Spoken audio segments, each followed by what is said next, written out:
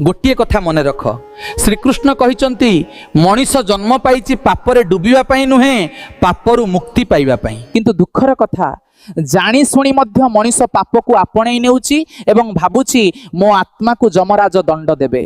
किंतु भूली जाओ नहीं आत्मार ना शरीर अच्छी ना रूप अच्छी ना नाश अच्छी। नर्क आउ स्वर्ग कौनसी दूर जगत नुहे, एही माटी रे एही श्वास रे एही संसार रे अछि। जी पाप करे अधर्म रे चाले अन्याय को सहज भावे ग्रहण करे ताहार पई एही संसार नर्क होई जाए एवं जी सत्यर पथे चाले धर्म को हृदय रे धरे उचित कर्म को बाछे ताहार पई एही संसार ही स्वर्ग होई जाए। श्रीकृष्ण कहिसंती भविष्यत को डर नुहे वर्तमान को सुधार। स्वर्ग और नर्क दुईटी मध्य तुम हाथ रे। आउ जी सत्यर पथे तांकु दुख भोगिबा को पड़ी थाए किंतु तांकु जेते शत्रु लागिले भी तार गोटिए बाळ भी बंका करि पारंतिनी आउ सबुठु सुख रे रुहे।